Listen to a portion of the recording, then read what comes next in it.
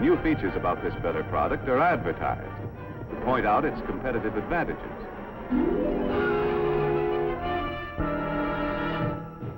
The Auto Magic Perma-Freeze, with plenty of room for groceries galore.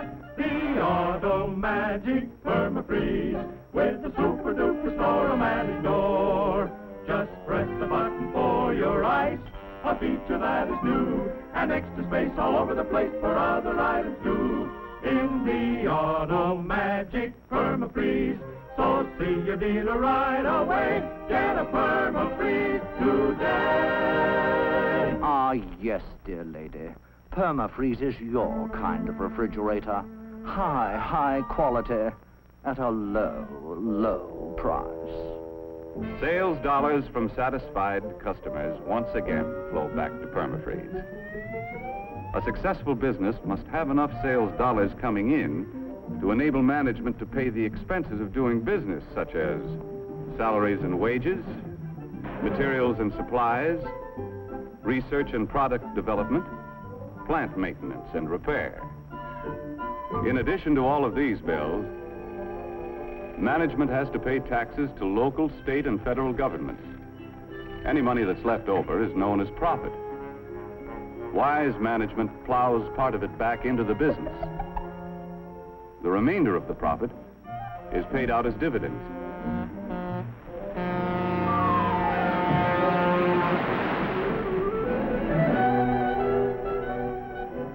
These dividends are sent back to investors as a reward for risking their savings in the American business system. Although occasionally some of us pick a lemon and have to take a loss. The constant investment of our savings through good times and bad has enabled our competitive business system to continue to increase the production of more and better goods to meet the demands of our rising population for a better standard of living. For example, it was only a little more than half a century ago that the average worker had only inefficient tools to help him turn out a product. Low production meant low wages. In 1900, many men had to work 10 hours a day, 6 days a week, to earn enough money to provide their families with the bare essentials. Hand labor was the rule in the home as well as the factory. In many families, the youngsters had to work to add their earnings to the family budget and forego the opportunity to get an education. And with most families in those days, the standard of living left much to be desired. A half-century later, we had invested enough in our business system to provide the average worker with efficient and expensive buildings and machinery to enable him to produce enough in a 40-hour week to earn twice as much as the 1900 worker earned in a 60-hour week. This shorter work week gives us all more leisure time to enjoy a standard of living beyond the wildest dreams of anyone who lived a half-century ago. The more we earn, the more our families have to spend for the things they need and want. Young people today have leisure time for fun and enjoy educational opportunities denied their fathers and grandfathers.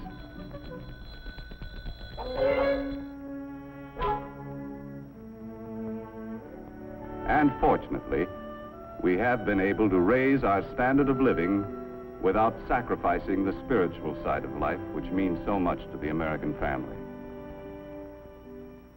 Our business system has continued to provide a better life for our increasing population, in spite of destructive forces which have pounded against our foundation of freedoms with no avail.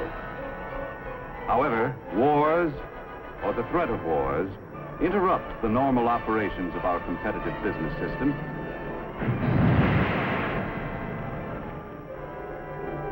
and may result in government controls which crack essential blocks in our foundation of freedoms.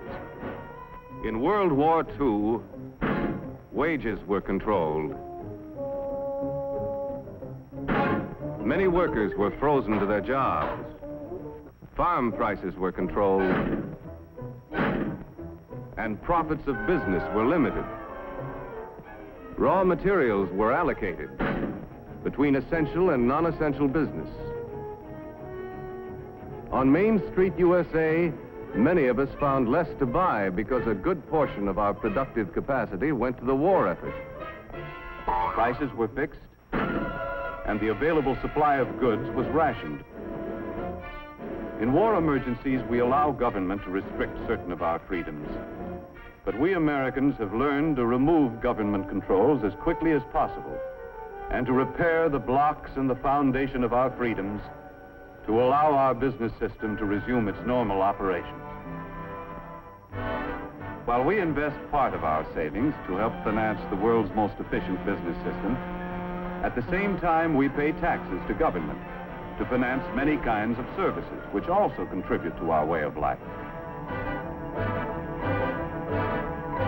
For example, our taxes must provide the necessary funds to improve and expand our school system. Our taxes must be sufficient to pay for city streets, health, fire, and police protection, and of course, aid to the needy.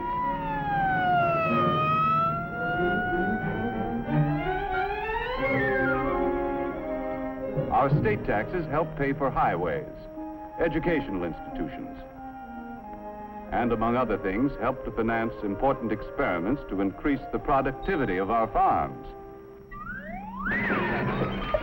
Our federal taxes pay for irrigation and reclamation projects, for national parks, postal services, the Weather Bureau, and many other services.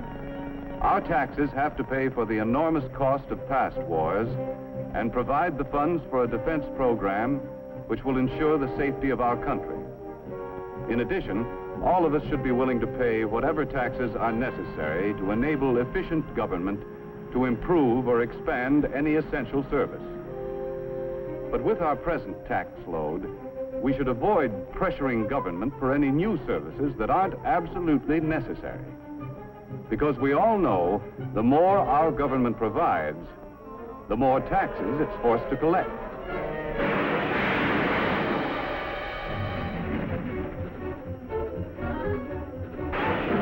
None of us can escape. Big business, small business,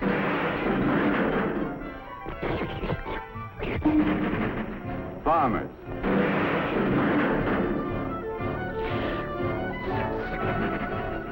workers,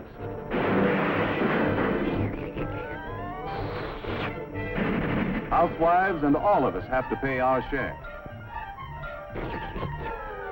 Demanding more and more from government could create a tax burden heavy enough to crack essential blocks in the foundation of our business system. Therefore, we shouldn't let our taxes reach a point where they destroy our ability to save and invest. For, as we have seen, our rising standard of living depends upon a constant flow of savings dollars into our business system each year.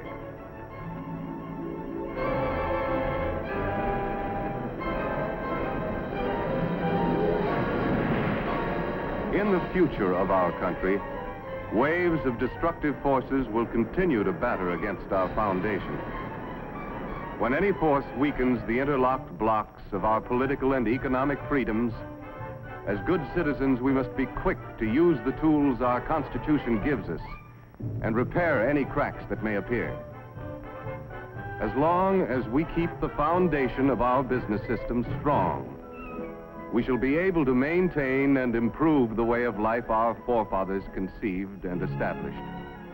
A way of life which gave everyone who came to this country the chance to progress according to his ability and enterprise.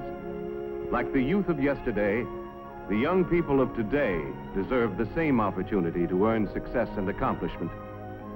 And on this foundation of freedoms, continue to build a better life for themselves and their fellow man in the world of tomorrow.